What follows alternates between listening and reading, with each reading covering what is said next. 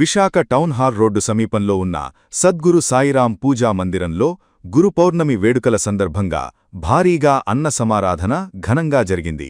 సద్గురు సాయిరాం ఆలయ కమిటీ సభ్యులు రామోజు పెద్దబాబు, పాటోజు ప్రసాదు, పలు సంఘాల నాయకుల సహకారంతో ఈ ఏడాది భారీగా అన్న సమారాధన నిర్వహించారు.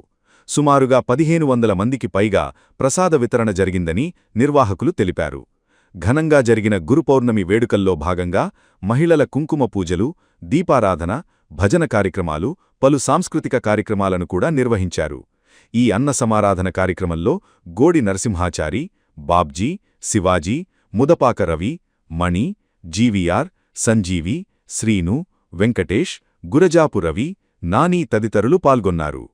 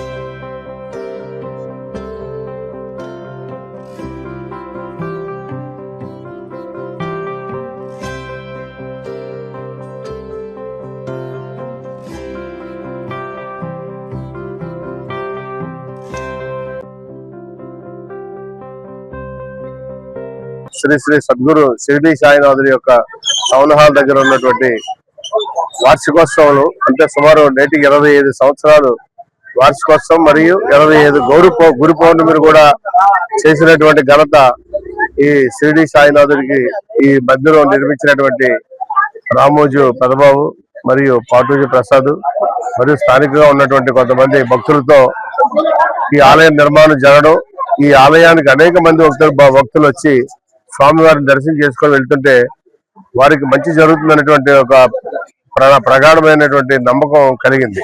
కనుక ప్రతి ఏడాది కూడా దసరా అయితే దసరా రోజున కూడా స్వామివారికి ఒక ఉత్సవం చేస్తున్నారు.